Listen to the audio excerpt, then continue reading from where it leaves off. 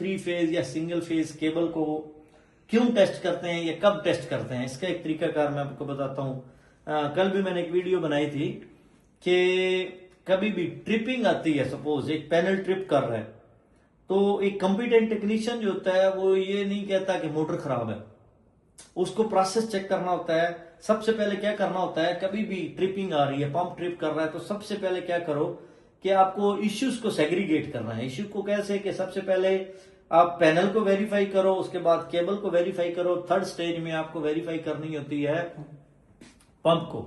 तो सबसे पहले अगर ट्रिपिंग आ रही है तो आपको क्या करना होता है, पैनल से जो केबल मोटर को जा रही है वो केबल पैनल से डिस्कनेक्ट करो, थोड़ी पीछे कर दो, फुल पीछे खींच नहीं देनी, केबल को क्या करना है उसको सिर्फ निकाल देना है। निकालने के बाद पैनल को फिर ऑन करो, ऑन करने के बाद ऑटो पे डालो पैनल ट्रिप हो रहा है या नहीं हो रहा है तो फिर क्या करना है, जो इनपुट वोल्टेज आ रहे होते हैं मेन आइसोलेटर में, वो वोल्टेज इन पे भी चेक करो, आउट पे भी चेक करो। हो सकता है कोई एक फेस ही नहीं आ रहा हो, मतलब आपने पहले फेस वेरीफाई करने हैं कि कोई फेस तो मिसिंग नहीं है। फेस आ रहा है तो उसके बाद आपको एक छोटा ट्रांसफार्मर लगा होता है, ट्रांसफार्मर की इन और आउट के वोल्टेज चेक करो।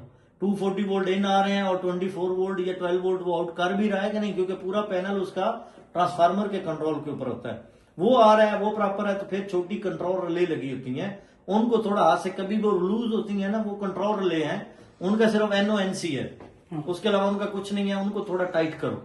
टाइट करने से फिर पूरे कनेक्शन सारे एक बार टाइट करो। टाइट करने से अगर आपकी ट्रिपिंग खत्म हो गई है तो वेल एंड गुड नहीं है, तो रिले क्या करो, बाईपास करो। रिले को क्या करना होता है, बाईपास करना होता है। रिले बाईपास करते हैं, उससे पता चल जाता है कि रिले तो नहीं फाल्टी। अगर कोई रिले फाल्टी होती है तो उस रिले का साइज सपोज 12 वोल्ट की या 24 वोल्ट की, वो रिले सेम साइज की आप चेंज कर दो, तो आपका ट्रिपिंग फॉल्ट क्लियर हो जाएगा।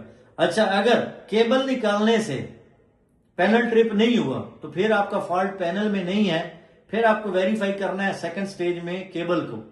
केबल को जब टेस्ट करना है तो आपने क्या करना होता है, केबल पैनल से भी निकालनी होती है, केबल मोटर से भी खोल देनी है। केबल को बाहर निकाल लेना है, केबल के सिरे आपने ऐसे बिल्कुल ओपन कर लेने हैं। ओपन करने के बाद केबल को हम लोग टेस्ट करते हैं 2 टेक्निक से। एक तरीकाकार होता है आप मल्टीमीटर से टेस्ट करो, मल्टीमीटर से हम लोग सिर्फ कंटिन्यूटी टेस्ट कर सकते हैं। कंटिन्यूटी सिर्फ, इससे आप मैगरिंग और तरीका होता है, कंटिन्यूटी और है। कंटिन्यूटी में ये सिर्फ आपको बताएगा कि जब हम लोग इसको टेस्ट परफॉर्म करेंगे तो इससे सिर्फ ये पता चल जाएगा कि भाई क्या केबल आपकी ठीक है या नहीं है। सही है, बंद करना है।